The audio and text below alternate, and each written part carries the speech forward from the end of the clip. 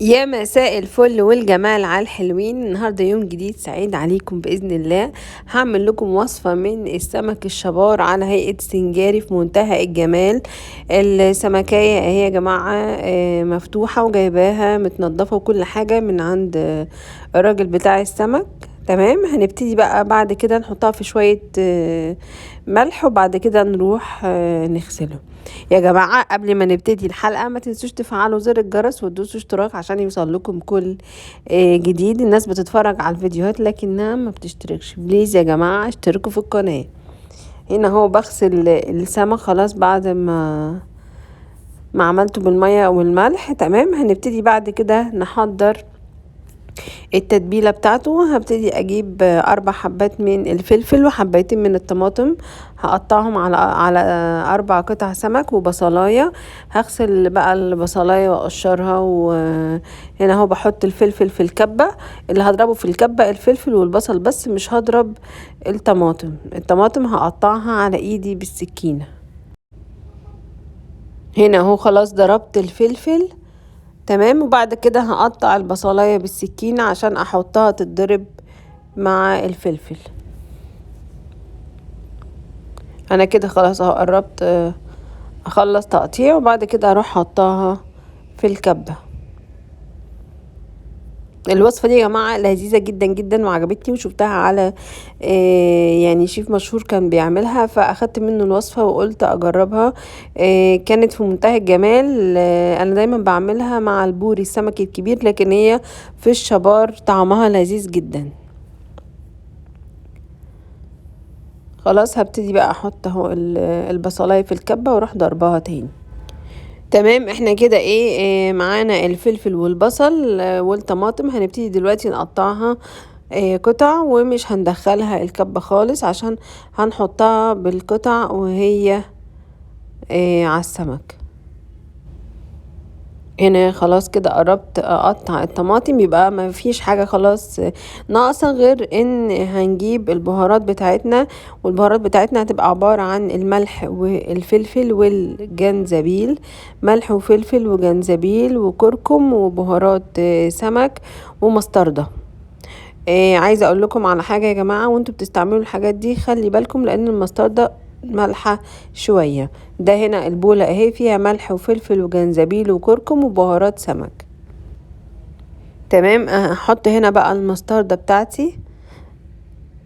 هو يعني المستردة كده تقريبا بالتقريب كده عبارة عن 3 معالق. تمام، لا انت هتحطي من المستردة 1.5 بس علشان ما تطلعش مالحة معاكي شوية.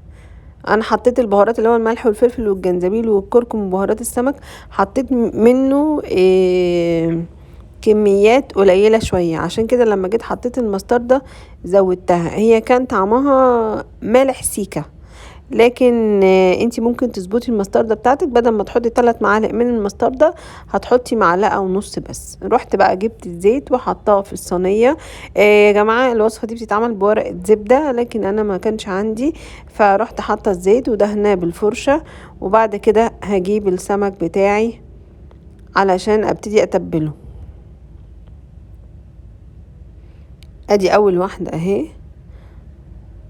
خلاص هبتدي احط البهارات، ملح فلفل جنزبيل كركم بهارات سمك ومستردة عليهم في الاخر، وبتقلبيهم تقليبة حلوة.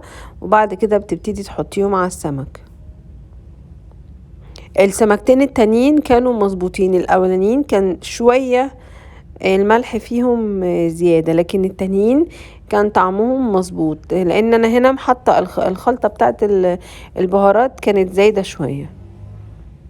عشان كده بقولك خلي بالك وانتي بتعملي البهارات، خليها على القد، وخلي بالك ان المستردة دايما مالحة. المستردة بتكون مالحة في الاكل. خلاص ادي هنا خلاص حطينا البهارات وبعدين الفلفل والبصل وبعدين قطع الطماطم. ادي دي اول قطعة كانت معايا جاهزة. هنبتدي بقى نحط القطعة التانية. برضو هنحط الخلطة بتاعتنا، الفلفل والبصل. بصراحة تسلم ايد اللي بعتهولي الراجل بتاع السمك بتاعه كمان طازة، وهو اللي ساعدني ان السمك يطلع حلو، لان كل ما بيكون السمك طازة طبعا بينفعك اكتر، بتبقى التتبيلة في منتهى الجمال، وبتطلع الاكلة حلوة جدا. ادي هنا اهو البهارات، وبعد كده الفلفل والبصل، وبعد كده الطماطم.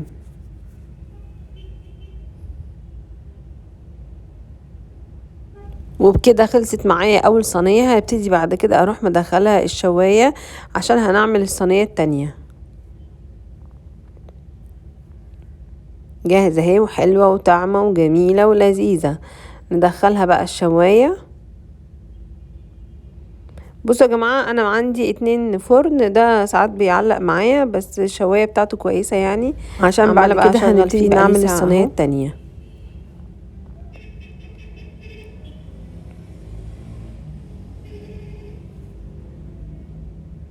عمالة اهو ابص واشوف اذا كده هتشتغل ولا لا، لانه ساعات بيعلق معايا. تمام، ادي دي طبق اهو هنحط فيه السمكتين التانيين. ادي اول واحدة، ادي الفلفل البهارات، وبعد كده الفلفل والبصل، وبعدين الطماطم. هفكركم البهارات عبارة عن ملح وفلفل وكركم وجنزبيل وبهارات السمك، وفوقيهم مستردة. تمام، واللي مضروبين في الكبة ده عبارة عن فلفل مع البصل بس، والطماطم مقطعها على ايدي. دول 3 حبات طماطم، كانوا اخر 3 وحدات عندي. هما كمان حبيتين طماطم ونص كانوا اخر حاجة عندي، فرحت مقطعهم كده قطع صغيرة، ورحت حطاهم على السمك من فوق. والسمك كل ما بيكون طازة كل ما بيكون حلو في الاكلة.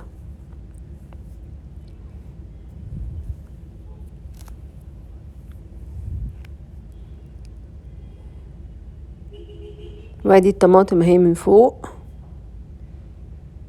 وادي السمكة التانية.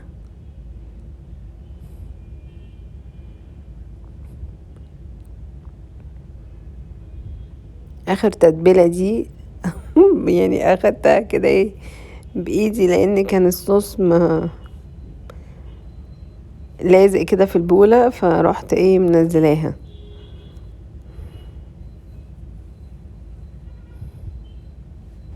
وادي الصينية التانية اهي، بعد برضو ما عملتها عشان هنبتدي ندخلها الشواية. هنا بقى باخد الجزء الاولاني من الشواية، بشوف بس المنظر عامل ازاي. بصوا سخن ازاي، خطير خطير خطير، طعمه جميل جدا، اكلته كده بالشوكة. وادي ده التاني، وادي الصينيه التانية هحطها برضو في الشوايه. عايزه اقول لكم بتحطوها في الشوايه، هي قعدت معايا 20 دقيقه. كل فرن بيختلف. اول ما بتحسيه كده نشف من الوش كده، بتغرزيه بالشوكه، هتلاقيه كده جامد معاكي. لا، هيبقى كده استوى، بيبقى باين من وشه ان هو استوى. وعايزاكم تجربوا الوصفه دي، وبألف هنا.